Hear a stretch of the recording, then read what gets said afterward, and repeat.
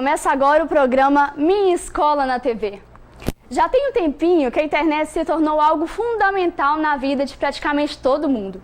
A gente usa para trabalhar, estudar, fazer compras, pagar contas e também se divertir, é claro.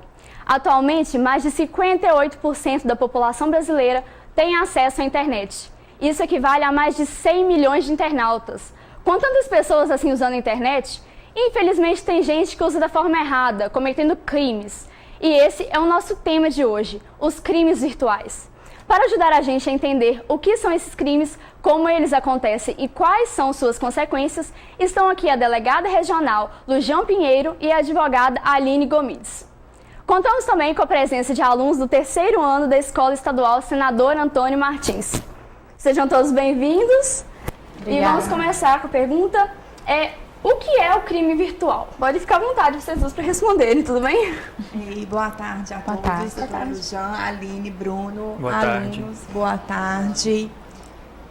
Então, uma introdução bem rápida, né, que a gente pode fazer dos cybercrimes, cyberbullying, crimes virtuais, crimes digitais, são todos aqueles delitos cometidos através das redes virtuais, na internet, e que as pessoas ainda não têm consciência de completamente o que são. São pequenos delitos que as pessoas vão cometendo, pouco a pouco, falando mal de outra pessoa, e que às vezes ficam no anonimato, e a pessoa às vezes não acha que é o crime. Vai falando mal aqui, dando uma senha errada ali, dando um endereço, dando um nome, usando uma senha, criando um perfil, um fake, que todo mundo sabe que hoje existe muito fake, e que daqui a pouco já está se espalhando.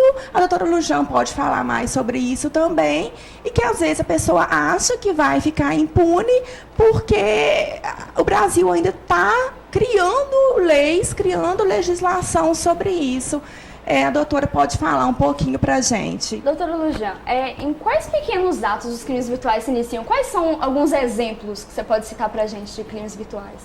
Aproveitando que a doutora Aline, colocou muito bem aqui, os crimes cibernéticos, eles usam a internet normalmente, ou um meio virtual, de base de dados virtual para se dar. Mas eles têm a maior variedade possível, desde que eles aconteçam nesse meio virtual. Então, a gente pode ter desde uma difamação, de uma calúnia, de um crime de pornografia infantil, de aliciamento de crianças e de adolescentes através da internet, de mensagens caluniosas, de subtração de dados, de alteração de dados, na rede de computadores, inserção de dados falsos através da rede de computadores, algumas simulações que ocorrem de forma maciça em um determinado site,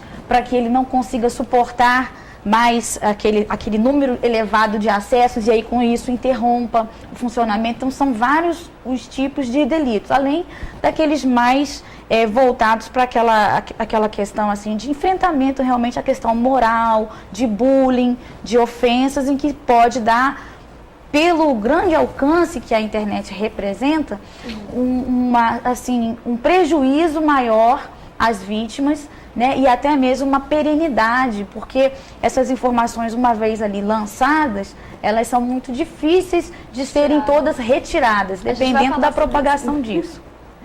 Sim.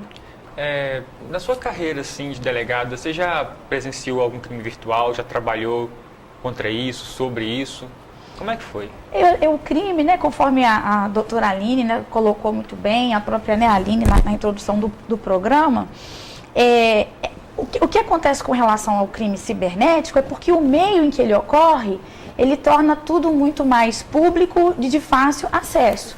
Então, além daqueles crimes próprios que eu mencionei, que é de subtração de dados, alteração de dados, aqueles crimes comuns do dia a dia, uma calúnia, uma injúria, uma difamação, uma ameaça, pode também se dar no meio virtual.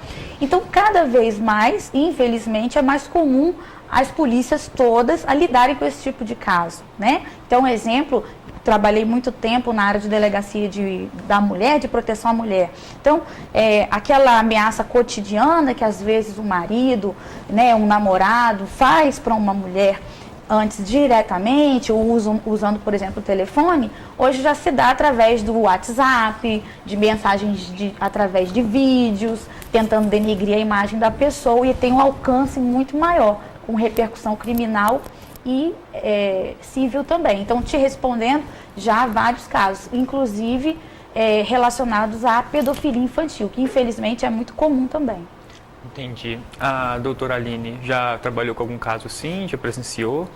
Então, já. E um caso bem interessante, hoje eu acho até que vocês vão entrar no mérito, não sei, os meninos também devem ter alguma pergunta, que hoje em dia está bastante famoso, são os nudes. Vocês já mandaram nudes, galerinha? Não. Pois é, não, né? Sem a cara, sem a carinha, não. Pois é, que bom, que bom. Pois é, mas muita gente manda. E isso é um perigo, porque se espalha muito fácil. Aí tem um amigo que manda para outro amigo, e depois a pessoa vem e quer entrar com uma ação contra a pessoa que espalhou aquilo. Só o que ocorre? Que em 2012 foi criada a lei, não sei se você se lembra do caso, que vazaram 36 fotos da atriz Carolina Dickmann, a Lei 12.737. A partir daí foi criada a nossa lei, né, que foi apelidada Lei Carolina Dickmann, que foi a primeira lei, a primeira e única até hoje, que rege os crimes cibernéticos, que a gente tem como dar alguma estrutura para a gente, para ter alguma segurança nesse meio. A partir daí, a gente tem alguma, mas o que acontece? Para a gente conseguir ter algum processo, alguma ação nesse meio, a pessoa tem que ter conseguido essas imagens de forma ilícita. O que é? A pessoa você não pode ter enviado essa imagem para a pessoa. A doutora me corrige se eu estiver errada. Se a pessoa mandou de própria vontade, é lícito, a pessoa mandou porque quis. Então, a partir daí, se a pessoa espalhou a imagem, a pessoa pode até entrar com crime de danos morais, porque aborreceu, mas aí já é um longo processo, né, doutora? Então, para ter aquele processo válido mesmo, a pessoa tem que ter obtido essas imagens por meio ilícito, ter invadido o sistema, ter invadido o seu celular, um hacker. Se você mandou um nude porque você quis, então, galerinha, não mande porque é fria. Entendeu? É mais ou menos. Sim. Por aí. E só tem essa lei da Carolina Dickmann que é especificamente para crimes virtuais? Lei. Hoje, no nosso ordenamento, tem julgados, tem jurisprudência, ou seja, o tribunal vem julgando, vem dando um posicionamento para a gente. Mas lei consolidada, sim. E tem previsão para serem lançadas mais leis em relação? Tem projetos tramitando na Câmara, no Senado, mas nada consolidado ainda. Cada juiz pensa de um jeito, julga de um jeito, entendeu? Entendi. Mas consolidado ainda não. Mas já estão em prática, né? Em prática, como se diz, de um jeito bem... Me desculpa pelo que eu vou falar, mas cabeça de juiz e bolsa de mulher... Pode sair qualquer coisa, infelizmente, né? Porque cada juiz tem um posicionamento. Então, o que um juiz acha que foi mero aborrecimento, outro acha que é dano moral sério. Então, é melhor se prevenir, não ficar brincando com esse meio.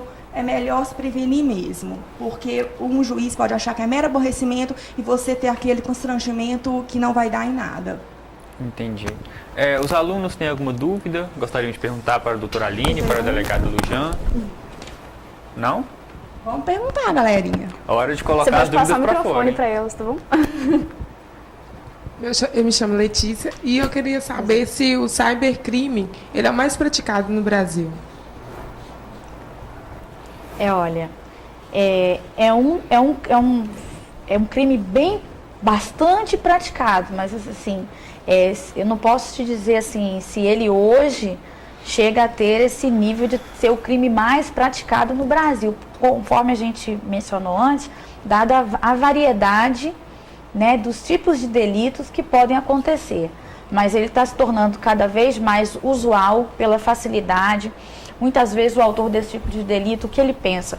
Que ele vai ficar no anonimato. Às vezes né? acha que ele está mais seguro ali, né? Que ele está seguro, né? Ele não tem que ter um enfrentamento direto com a vítima, com o ofendido, quando ele pratica aquele fato criminoso, está ali escondido atrás de um computador, de um aparelho de telefone celular. Então isso pode dar inicialmente uma ideia falsa de que ele será considerado impune, que não vai se conseguir realmente descobrir, o que não é verdade, né? Em que pese realmente a gente ainda encontre aí na legislação alguns meios que dificultam essa celeridade, né, na apuração dos fatos. Esses meios existem várias delegacias especializadas, inclusive, para apuração de crimes cibernéticos. A nossa fica em Belo Horizonte. Independente disso, cada delegacia trabalha também, né, no seu núcleo, esse tipo de investigação. Então, é sim identificável a pessoa, o local, né, o período em que ela fez isso e, sendo aí imputável, será processado e julgado desde que o ofendido, no caso a vítima, represente. É uma outra característica também do crime cibernético. A vítima precisa representar, ou seja, ela precisa manifestar que ela quer processar o autor, exceto quando se tratar a vítima de administração pública direta, indireta ou de concessionária de serviço público, que aí no caso já enfrentam um ente que tem uma personalidade pública, né, jurídica e pública. E aí, nesse caso, não dependeria de representação. Fora esses casos, se a pessoa não for, se ela não procurar, não fizer o registro, não for até a polícia, não procurar um advogado para poder entrar com a queixa-crime, aquele fato, ele realmente fica sem uma apuração. Porque é o indivíduo que vai ter que realmente manifestar que se sentiu ofendido, atingido na sua honra ou no seu patrimônio por aquele ato. Então, cada caso é um caso. Cada caso é um caso. Nós vamos para o intervalinho comercial rapidinho e já já a gente volta com mais assunto sério que precisa ser conversado, porque infelizmente isso não é tão discutido assim quanto deveria, né? Vamos para o comercial e já já a gente volta com mais Minha Escola na TV.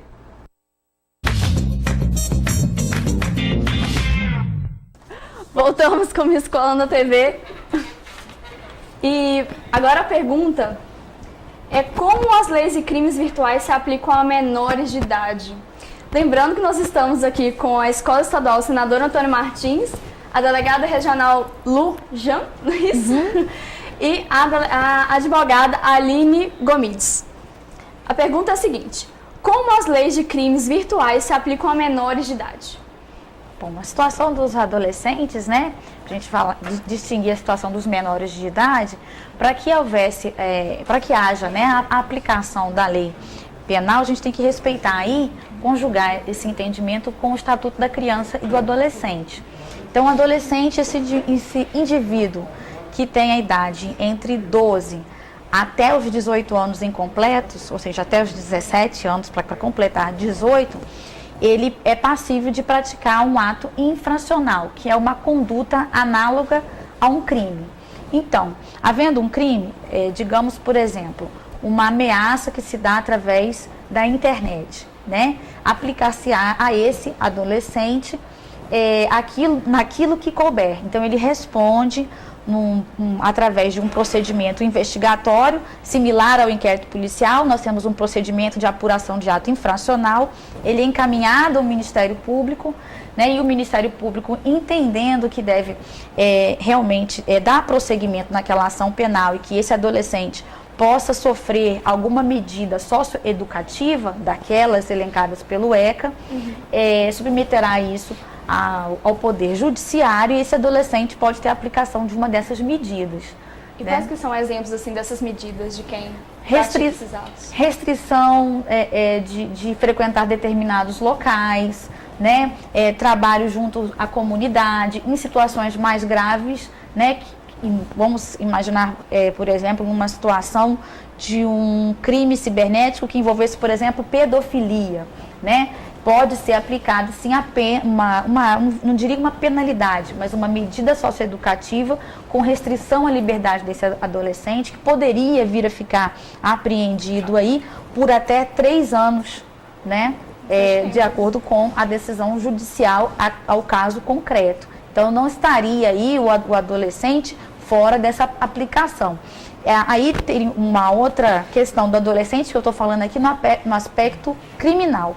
No aspecto civil, esse adolescente também, no caso, pode estar ali tendo que sofrer algum tipo de restrição. Só que aí essa restrição, por exemplo, de presença em determinados locais ou de proximidade com a vítima, já envolveria os pais e até mesmo reparação por danos morais, em que os pais, eu creio que a doutora vai poder, né, na parte civil, tá adentrando mais ao assunto, também ter que reparar eventual prejuízo sofrido pela vítima com a divulgação indevida de dados que não poderiam ter sido divulgados. Sim, complementando o que a doutora Luciane disse, na parte civil, né, como não caberá a prisão, ele irá reparar com, claro, a restrição em determinados lugares e a complementação da multa, né?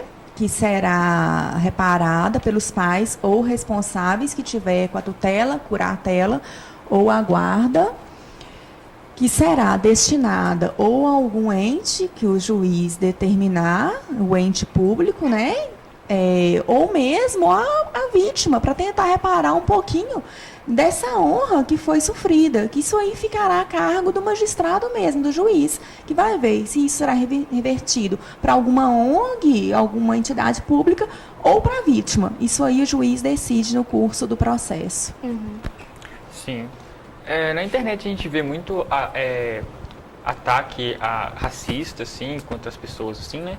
Gordofobia, LGBTfobia e tal, essas coisas. E como é que eu faço para denunciar isso? Olha, a pessoa que se sentiu ofendida, ou mesmo a pessoa que, ainda que ela não tenha diretamente sido ofendida, mas que tenha presenciado, verificado um fato que pode estar atentando contra o interesse da coletividade, ela pode e deve procurar a polícia, né?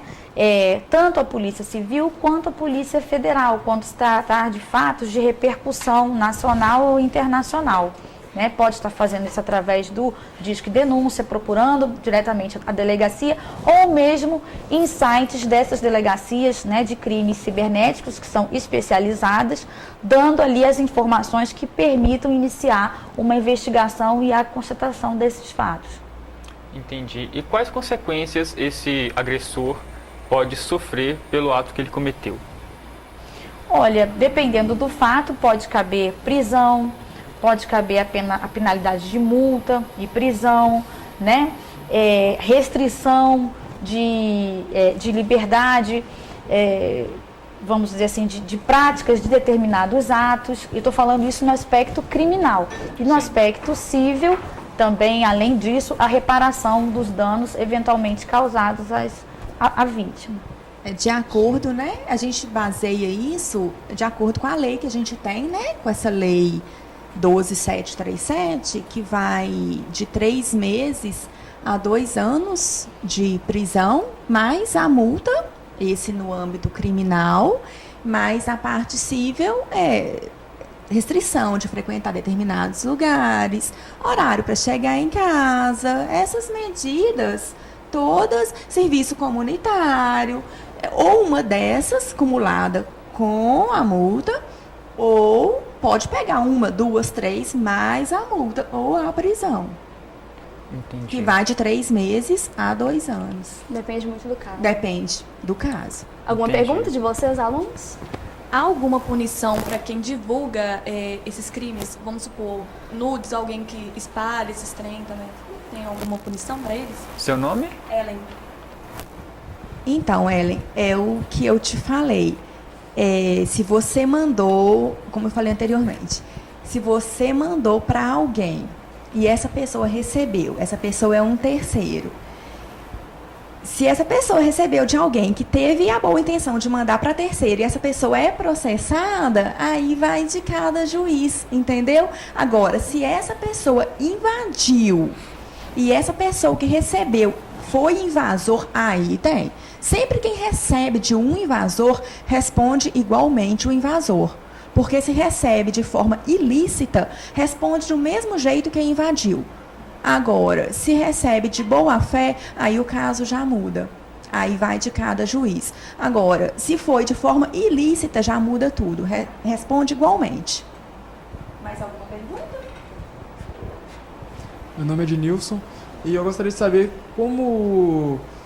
quais são as medidas que eu devo fazer quando eu recebo, por exemplo, algum e-mail de ameaça, no caso assim.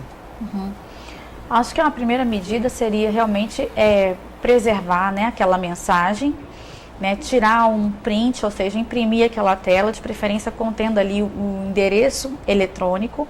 Se houver também como gravar isso numa mídia através de um CD, né, não que seja obrigatório, mas isso vai facilitar no momento da apuração. E tentar reunir o maior número de dados possíveis, porque eventualmente a pessoa pode estar sendo ameaçada por uma pessoa que ela não tenha a mínima noção. Então aí passa-se a ter um trabalho de rastreamento até para descobrir de onde proveio aquela mensagem. Mas em muitos casos, nas ameaças, você já tem ali a informação ou desconfiança de quem fez aquilo ali ou quem de alguma forma colaborou. Então acho que a primeira medida é preservar aqueles dados e, municiado deles, procurar a delegacia de polícia, no caso de representação criminal, para poder assegurar e descobrir de fato quem enviou aquelas mensagens, ou seja, descobrir a autoria do fato e proceder à devida representação, se for interesse da pessoa, tanto no aspecto criminal e civil também, caso ela pretenda ser reparada por aquele dano à imagem que ela sofreu. Como que a polícia consegue descobrir quem é que fez esses dados anônimos? Quais são as medidas que eles tomam para poder conseguir descobrir quem que é o agressor, quem está ameaçando, por exemplo? Existe o IP. O IP ele é um protocolo, um controle de protocolo que existe em todos os equipamentos que possam atuar em rede. Então, computadores, celulares, impressoras, eles têm um indicativo que não se perde. Então, eles são rastreáveis, né? E se consegue através da quebra de dados, em alguns casos apenas com realmente autorização judicial, quando não se tem outras bases ali para poder verificar, demandaria aí a autorização judicial, por isso a representação da vítima, nos casos em que couber, tem como descobrir os dados de onde foram originados essas mensagens. Tem algum caso em que não é possível descobrir de forma alguma? Ou sempre é possível por meio do IP? Olha, existem casos em que é mais difícil se identificar o IP, mas uma vez ele existindo, é sempre identificado. Ah, tá. Então não tem como. Sempre tem como, então, descobrir. Tem. E apagar o IP tem jeito? Tem como fazer algumas alterações, mas isso também através assim, de equipamentos específicos, aí demandaria uma perícia mais elaborada, é possível também ser rastreado. Entendi. Os hackers, eles conseguem acessar isso ou é uma totalmente técnica diferente, que realmente não tem como? Aí a gente vai ter que distinguir, né? Existem os hackers, os crackers. Os hackers são que têm muito conhecimento nessa área cibernética, nem sempre utilizam isso de forma negativa, pejorativa, e os crackers que destroem sistemas, lançam informações inverídicas, usam esse conhecimento. Muitas vezes eles usam base, digamos assim, de acesso de dados externas, inclusive, ao país. Mas se a gente pensar que a rede internacional de computadores, se ela está interligada, né? É claro que é possível, ainda que com uma maior dificuldade, rastrear vários desses dados, além, é claro, de todo um trabalho de investigação. Não vai ser simplesmente um mero rastreio de dados eletrônicos. Tem outras informações que elas são levadas dependendo da gravidade ou da complexidade do caso. Vamos para o intervalinho comercial. Já a gente volta com mais Minha Escola na TV. 3 minutinhos, fica aí.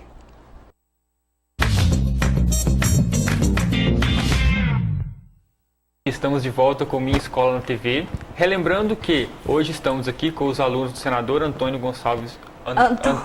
Senador Antônio Martins, desculpa, gente. Minha antiga escola eu confundi. Senador Antônio Martins com a delegada Lujan e com a doutora Aline Gomides, a advogada, né? Então, a próxima pergunta vai ser sobre perfis falsos. Esses fakes que a gente fica vendo muito em Facebook, né, que a pessoa duplica um perfil, começa a usar ele para conversar com outras pessoas assim e começa a vazar informação e passa confiança. Como é que é isso? Então, geralmente, por que existe um fake? Existe um fake porque a pessoa quer agir de má fé, porque senão não teria fazer um segundo perfil. Então, aí a pessoa sai mandando solicitação de amizade para todo mundo. O que a gente sempre orienta? Eu sempre oriento para os meus clientes. Não aceita solicitação de amizade para quem você não conhece, não tem porquê. Até porque suas informações ali vão vazar para outras pessoas, né? Vão ficar abertas ali. A partir do momento que você aceita um fake, ele vai ter acesso a todas as suas informações. E vai começar a usar aquilo ali para entrar no perfil de outras pessoas e começar a difamar, caluniar. Aí a pessoa vai pegar aquilo ali e vai fazer o que com você? Vai te processar. Até você provar que não foi você que fez aquilo, tem um longo caminho pela frente. Então, outra dica muito importante, que está duplicando muito o perfil que foi descoberto semana passada, são aqueles testes. Vocês viram no Facebook vários testes? Que animal você foi na vida passada? Que rainha você foi? Sim, Vocês estão vendo aqueles testes no Facebook? Eu vejo direto. Sério, muitos testes, assim, você clica naquilo, a partir do momento que você clicou, surge um link. Eu não entendo muito de informática para saber. Eu sei o que é isso. Quando você abre para fazer o teste, eles pedem novamente seu login com um e-mail e senha. Isso, eu não sei explicar muito essa parte eles de informática. pedem isso novamente. Isso, só sei que na hora que você clica, cria um novo link que duplica o seu perfil, cria um novo Face seu, sai mandando solicitação de amizade para todo mundo e sai fazendo altas coisas, 1000 coisas, difamando você para seus próprios amigos. Sai falando de você, entendeu? E então, eu aconselho não fazer aqueles testes que está duplicando o Face de todo mundo. Ofertas de emprego dos sonhos. Você quer ganhar 10 mil reais sem sair de casa. Cupons. Então, a gente sempre aconselha não clicar nesses links. Nos e-mails chegam... Você perdeu sua senha bancária, né, doutora? Sempre chega essas coisas de e-mail. Sim. Senha é um perigo, né? Você perdeu. Tratando de Geralmente a banco. pessoa abre um Sim. link no e-mail, você nunca teve conta naquele banco. Aí você fica assim, você abre, às vezes por curiosidade, sem maldade, então nunca abra um e-mail desconhecido porque está duplicando essas coisas. Alguém tem alguma pergunta? Em caso de ter um fake meu, o que eu devo fazer? Doutora, responde. Ah, é bom, responda. Aproveitando o que a doutora Aline falou, né? Se a pessoa criou um fake da outra, ou seja, ela criou um perfil falso da outra, ela não está bem intencionada, né? Ela está, no mínimo, querendo se passar pelo outro para ter acesso a informações que normalmente não teria, né? Ou está lançando informações indevidas na rede de computadores e utilizando o nome de uma terceira pessoa. Então, só isso aí já seria um falso, né? Nós poderíamos aí já estar diante de uma questão realmente de uma falsa identidade, né? De uma pessoa se passando pela outra. Então, de posse dessas informações, acho que realmente reunir esses dados e estar procurando a delegacia de polícia que vai poder iniciar, através da representação, uma investigação para poder descobrir quem é o autor daquele fato, né? E, inclusive, pode ser identificado ali que fatos mais graves já estejam acontecendo. Que a pessoa esteja se utilizando aquilo ali para ameaçar alguém, para subtrair valores de uma outra pessoa, né? Para bisbilhotar a vida de terceiros, né? E por aí vai. Então, eu gostaria só de fazer a seguinte observação, né?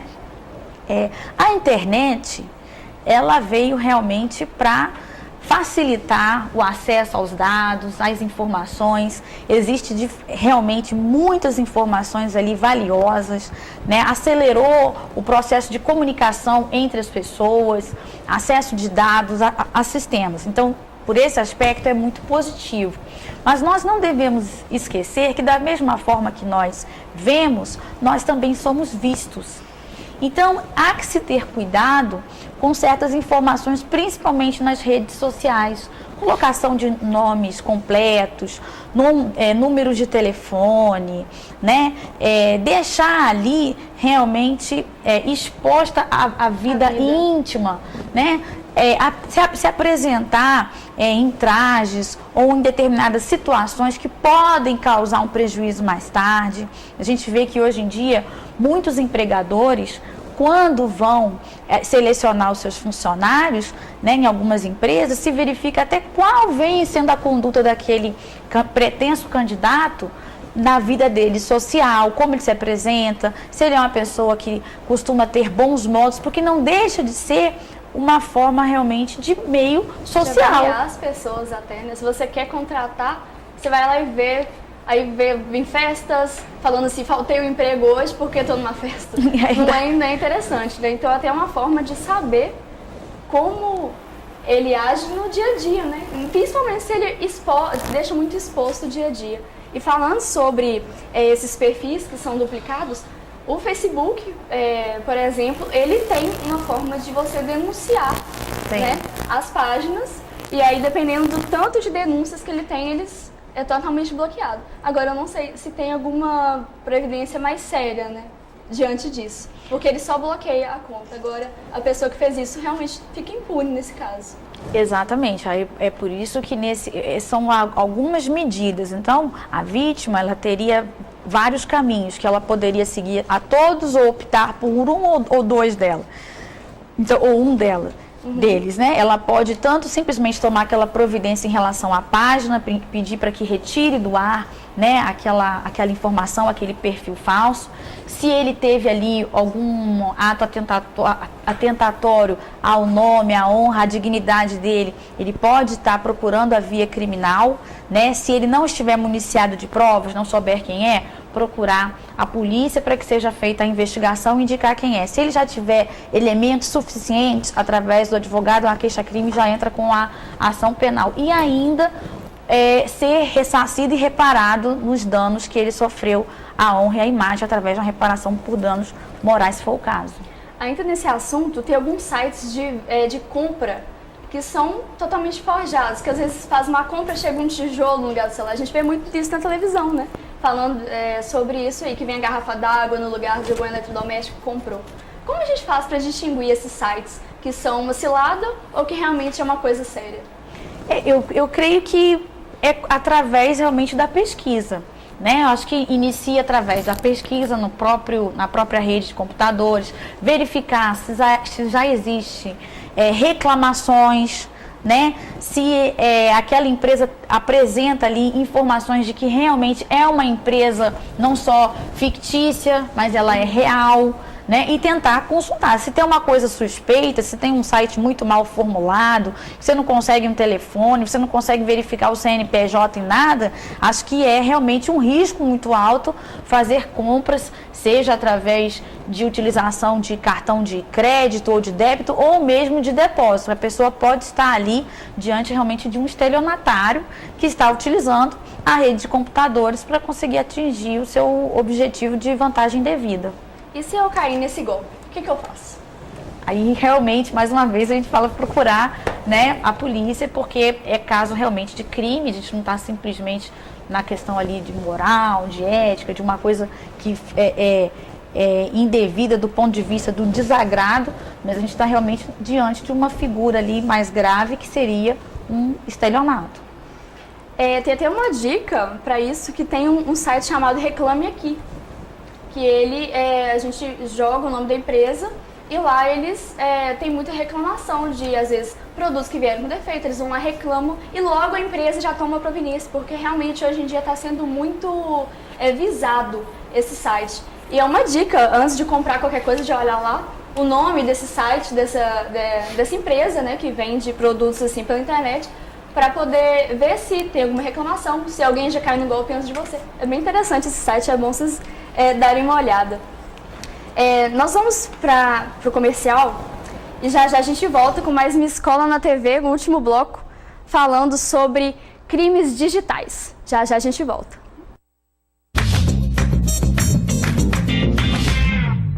Estamos aqui com a Escola Estadual Senador Antônio Martins, com a delegada Lujan e com a advogada doutora Aline Gomides. A gente está falando sobre crimes virtuais no programa de hoje. E a próxima pergunta é sobre pirataria. Bom, gente, pirataria é uma coisa que a gente vê todo dia, né? Qualquer site a gente coloca lá na internet, lá, filmes online para assistir. Aí já vem vários sites para a gente poder clicar, né? Para a gente poder divertir e tal. As pessoas que distribuem são tão culpadas quanto as pessoas que assistem ou não? Como que funciona os crimes virtuais em relação a esse site? As leis, as providências? Então, as pessoas que distribuem estão cometendo crime, sim, de pirataria. Além desses sites vir carregado de vírus para o seu computador, notebook, celular, seja da forma que você estiver assistindo, né? Claro, você está contribuindo para o crime, sim. Porém, as pessoas que estão assistindo não respondem ainda pelo crime. A nossa legislação não prevê ainda que você responde pelo crime. Mas é bem complicado conseguir pegar essas pessoas, rastrear o IP, a doutora pode concordar comigo, como conseguir rastrear o IP, o provedor ainda não consegue dar o IP dessas pessoas que distribuem porque por trás para fazer o login, você não precisa logar o seu Facebook, o seu e-mail, não precisa fazer um login para entrar nesse site, simplesmente clicar e assistir. Através aí você tem vírus, tem tudo, mas é só clicar e assistir. Ou seja, você assistir simplesmente, você não comete crime nenhum. Quem distribui, sim, é o crime de pirataria mesmo. Sim, teve até um caso de um site que foi fechado, porque os diretores dele, eu não sei se eu posso falar aqui, né, gente? Então, os diretores dele estavam ganhando uma quantia extremamente alta, então a polícia rastreou, foi atrás, fechou o site e os jovens ficaram muito revoltados com isso. Gerou uma revolta muito grande nas mídias, no Facebook, em relação aos jovens, porque era o site mais acessado por eles, entendeu? Porque era um site bem atualizado, era um site ótimo, mas infelizmente era um site de pirataria, né? Eu não sei como consegue. Eles conseguem ser mais atualizados do que os sites pagos. Pois é, do que os próprios distribuidores, né? E você pode ver que a imagem nem sempre é aquela imagem de cinema, aquela imagem balançada, tremida, com ruído no fundo. Parece a imagem original, em muitos casos, né? Isso, exatamente.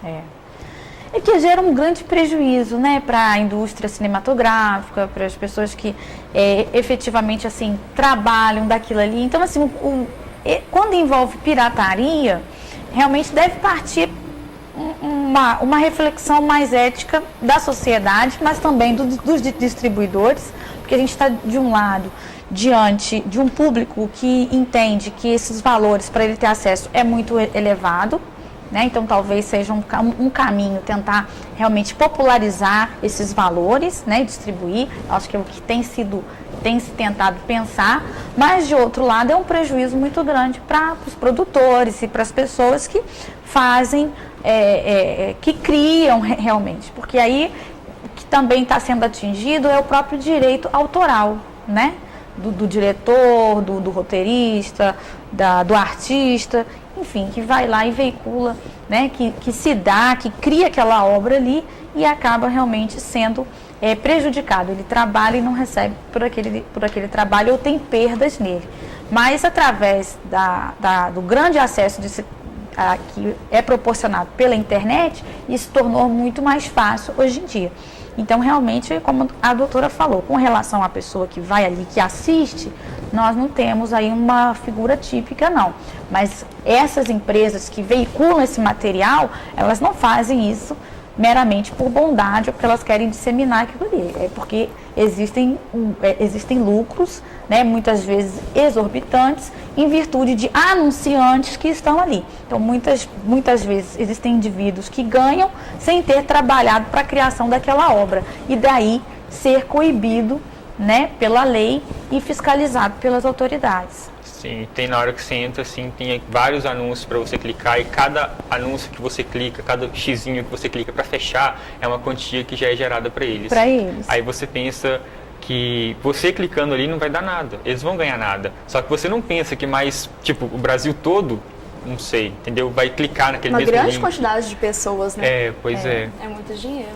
Bom, os alunos têm alguma dúvida? Gostariam de fazer alguma pergunta? para a Lucian, para a doutora Aline. Boa tarde, meu nome é Laura. Eu gostaria de saber o que não se deve compartilhar nas redes sociais. Olha, o que não se deve compartilhar nas redes sociais são realmente esses dados que podem expor a pessoa. Então, senhas, né, contas, número de documento, nome completo, né, principalmente crianças menores, fotos com roupa de escola. Isso é muito comum, né? Eles pedem por segurança para não postar foto do emprego, colocar localização, que também é um problema, postar foto de uniforme, porque às vezes até pedofilia, crianças que têm redes sociais, não é permitido, mas muitas crianças têm redes sociais. Os pais autorizam. Os pais acabam não fiscalizando muito isso, acabam postando uma foto, e aí é vítima de sequestro, de estupro, de coisas mais assim, realmente sérias. Exatamente. Serem tomadas, né? Então, eu acho que não se deve expor nada daquilo que não se colocaria para uma pessoa que você não conhece, porque ali está no universo de pessoas desconhecidas naquela rede social, né? Porque pode ser assim uma ingenuidade que vai custar caro lá na frente para aquela pessoa, para uma criança, para um jovem. Endereços, nunca, você está dando o endereço da sua casa, está mostrando fotos do interior da sua casa, o que isso tem de valor, placa de carro, né? Então, tanto pessoas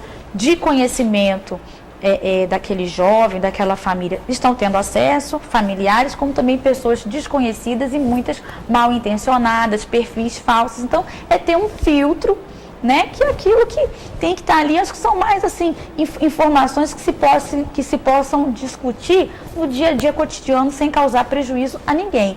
Nada de ofensas, né? Evitar, acho que assim um palavreado que utilize palavrões, porque às vezes você tem ali na sua página do Facebook, você tem pessoas religiosas, pessoas não religiosas, pessoas mais jovens, pessoas mais velhas. Nem todo mundo vai se sentir bem de ver uma mensagem, né, de caráter assim, ofensivo, ainda que não a ela, a um terceiro, né? Evitar, não colocar de forma alguma menções de caráter racista, discriminatório, porque tudo isso pode sim ser um motivo ali de se estar, às vezes, inicialmente sem perceber, praticando um crime.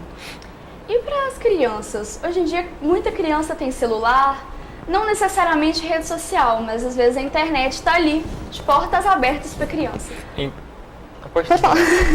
Como a gente pode tomar, os pais, né? Quais precauções eles devem tomar para que a criança esteja segura na internet?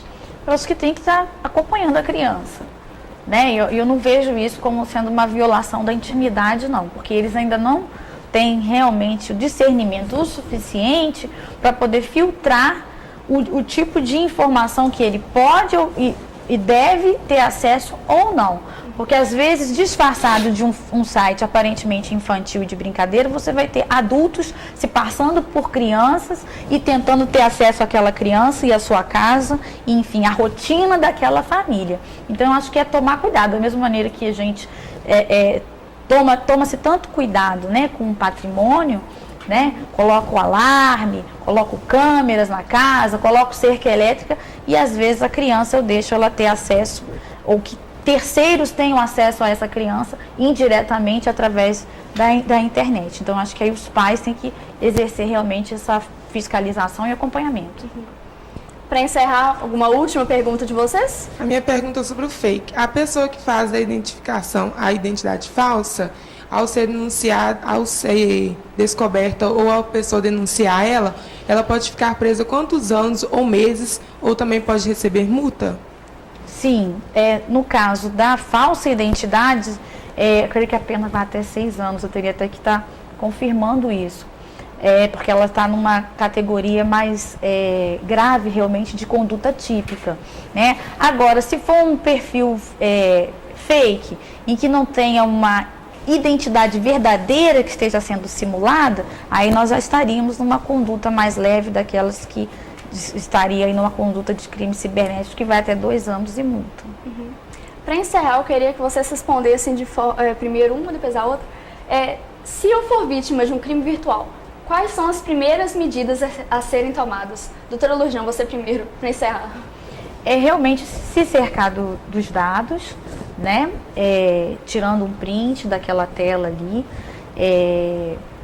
para que você tenha realmente elementos de convicção de levar isso até as autoridades para que seja iniciada a devida pesquisa, a devida investigação, de onde realmente partiu, né? Porque a gente fala muito assim, a pessoa foi lá e divulgou algo indevido, mas de onde aquilo partiu? Partiu de um computador particular? Partiu de uma lan house? Então, quando a gente fala em investigação, é realmente para ter de forma criteriosa a descoberta da autoria e das circunstâncias, do momento, né, que se deu aquele fato criminoso. Então, reunir todo aquele material e proceder Caso a devida... levar à delegacia? E levar à delegacia. Sim. Doutora Aline?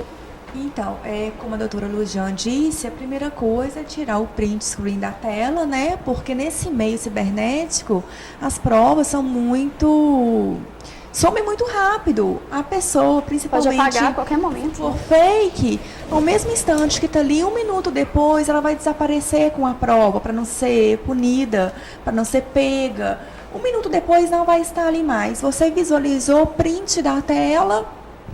Se na sua cidade não tiver delegacia especializada, vá até a delegacia mais próxima para realizar o boletim de ocorrência e logo em seguida procurar um advogado mesmo para tomar as devidas providências. É o caminho a ser seguido para não deixar esses crimes impunes, porque estão crescendo. Cada dia mais esses crimes, infelizmente, em nosso meio estão crescendo.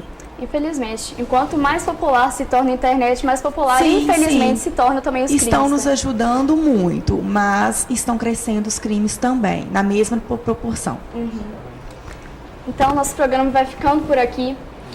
Fiquem atentos à internet. Tomem cuidado com sites que não são conhecidos, com pessoas não conhecidas nas suas redes sociais. Cuidado com o que você compartilha, com o que as pessoas veem de você e com o que você vê com as pessoas. Nós ficamos por aqui, querendo agradecer a delegada Lujan pela presença, a doutora Aline Gomides. Alunos, muito obrigada pela presença, em nome da Escola Estadual Senador Antônio Martins. Nós ficamos por aqui, lembrando que tem reprise 8 horas da noite. Se você está assistindo 8 horas da noite, boa noite para você. Até quarta-feira que vem. Um beijo e até lá. Até lá.